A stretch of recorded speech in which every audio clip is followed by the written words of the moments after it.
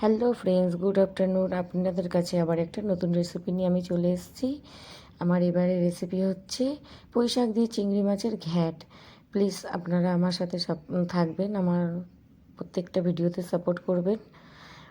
প্রথমে একটা কড়াই বসিয়ে দিয়েছি আমি, একদম পরিষ্কার ঝকঝকে একটা কড়াই। সেই কড়াইয়ের মধ্যে আমি এখন এবারে দিয়ে দেবো সর্ষের তেল। সর্ষের তেল দেওয়া হয়ে গেল। সর্ষের তেল দেওয়ার পরে আমি এবার, প্লিজ আমার যদি ভিডিওটা ভালো লেগে থাকে আপনারা সাবস্ক্রাইব করে সাপোর্ট করে পাশে থাকবেন, লাইক কমেন্ট এবং শেয়ার করে দেবেন। এবার একটু দেবো হলুদ। হলুদ দেওয়ার পরে দেবো একটু লবণ।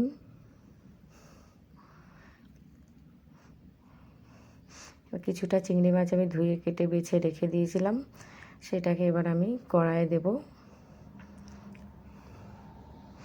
চিংড়ি মাছটা দিয়ে নিয়ে আমি এটাকে ভালো করে নাড়াচাড়া করে নেব গোল্ডেন ফ্রাই হওয়া পর্যন্ত। একটু লাল লাল করে ভাজা হয়ে যাবে। সেই লাল লাল করে ভাজা হয়ে যাওয়ার পরে একটা পাত্রের মধ্যে তুলে নেব আমি। একটা পাত্রেতে তুলে নেওয়া হয়ে যাবে।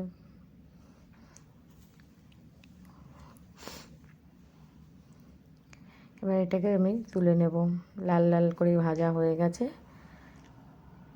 আর আমি পুঁই শাক বানানোর জন্য আমি আগে থাকতেই পুঁই শাক আর 5 রকমের সবজি দিয়ে, কুমড়ো, বেগুন, পটল, সব রকম আলু টালু দিয়ে একটা 5 রকমের সবজি কেটে রেখে দিয়েছিলাম।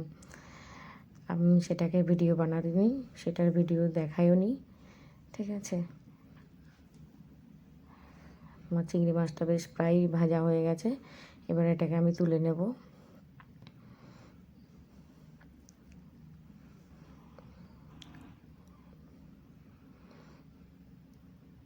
এবার এটাকে তুলে নেওয়া হয়ে গেল। সেই কড়াইতে আমি আবার খানিকটা তেল দিয়ে দেবো।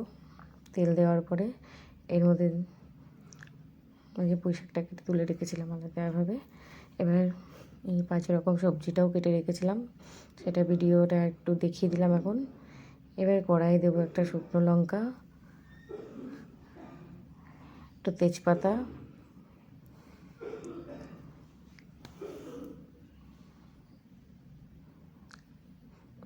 আর একটু 5 ফোড়ন দিয়ে দেবো। মশলাটা, এবার এই মশলাগুলো একটুখানি ভাজা ভাজা হয়ে যাবে। মশলা থেকে একটা সুন্দর গন্ধ বেরোবে, ফোড়নের গন্ধ বেরোনোর পরে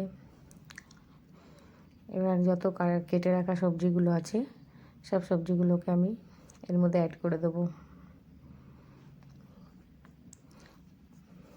সব সবজিগুলোকে অ্যাড করে দিলাম। সবজিগুলো ঢেলে দেবো।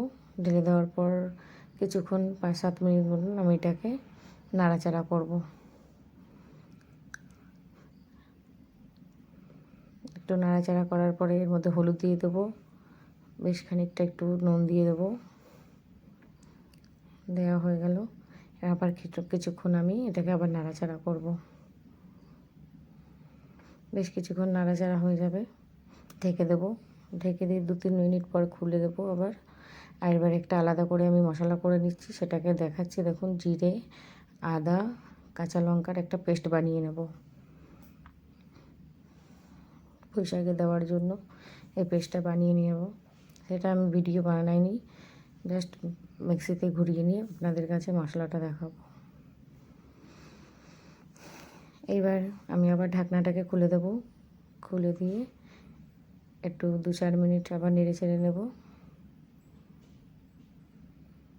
2-4 মিনিট নাড়াচাড়া হয়ে যাওয়ার পরে আবার একটু ঢেকে দেবো। ঢেকে দিয়ে আবার খুলে দিলাম। এইবার যে আমার যে মিক্সিতে মশলাটা করে রেখেছিলাম আদা, জিরে, কাঁচা লঙ্কা, সেটাকে দিয়ে দেবো। সেটাকে দিয়ে দিয়ে এবার একটু নাড়াচাড়া করে নিয়ে মশলাটা ভেজে নেব। মশলাটা ভাজা হয়ে গেলে, মশলাটা বেশ ভাজা হয়ে গেছে, একটা সুন্দর গন্ধ বেরোবে। এবার কেটে রাখা পুঁই শাকগুলো ছিল সেগুলো দেব। কেটে রাখা পুঁই শাকগুলো দেওয়ার পরে আবার একটু নাড়াচাড়া করব। একটু নেড়ে চেড়ে দেবো ভালোভাবে, যাতে সব মশলা টশলাগুলো পুঁই শাকের মধ্যেও ঢুকে যায়। এবার ঢেকে দেবো। ঢেকে দিয়ে আবার ঢাকনা খুলে আবার কিছুক্ষণ নাড়াচাড়া করে ভাজা ভাজা হয়ে যাবে। ভাজা হয়ে গেলে আবার একটু নেড়ে চেড়ে ভেজে বেশ শুকনো করে ভাজা ভাজা হয়ে যাবে। ভাজা হয়ে গেলে এর মধ্যে একটু জল অ্যাড করব আমি। অন্যান্য সবজিটাকে তো সেদ্ধ করতে হবে না, ভাজাতে তো আর সেদ্ধ হবে না, সেটার মধ্যে আমাকে একটু জল অ্যাড করতেই হবে। জল অ্যাড করে দিলাম, যতটুকু পরিমাণ দরকার ততটুকু পরিমাণে জল অ্যাড করে, এতে সব রকম সবজিগুলো সেদ্ধ হয়ে যায় ভালোভাবে। এবারে খানিকক্ষণ আবার আমি ঢেকে দেবো একটু নুন দিয়ে। ঢেকে দেওয়ার পরে বেশ জলটা শুকিয়ে এসছে, সবজিগুলো সেদ্ধ হয়ে গেছে, গা মাখা হয়ে গেছে। খানিকক্ষণ আবার একটু চিংড়ি মাছগুলো দিয়ে, ভেজে রাখা চিংড়ি মাছগুলো দিয়ে একটু ঢেকে দেবো। ঢেকে দিয়ে নেওয়ার পরে আবার ঢাকনাটা খুলে আবার একবার একটু নেড়ে চেড়ে নেব। প্লিজ আমার যদি প্রত্যেকটা ভিডিও ভালো লাগে, আপনারা আমার চ্যানেলে গিয়ে ভিডিও দেখে like, comment, share and subscribe করে আমার পাশে থাকবেন। আমি সকল বন্ধুদের কাছে অনুরোধ করছি যে আমার ভিডিওগুলো দেখে প্লিজ আপনাদের যদি ভালো লেগে থাকে সাবস্ক্রাইব করে দেবেন। আর একটু চিনি দেবো লাস্টে একটু চিনি দিয়ে নাড়াচাড়া করে খানিকক্ষণ নাড়াচাড়া করব। বেশ শুকনো একটা সুন্দর একদম ফ্লেভারের পুঁই শাক তৈরি হয়ে গেছে। চিংড়ি মাছ দিয়ে পুঁই শাকের ঘ্যাঁট, এটা আমাদের বাঙালিদের একটা প্রিয় খাদ্য। আমার ভিডিও কমপ্লিট, আপনারা গিয়ে প্লিজ আমার চ্যানেলে দেখে নেবেন।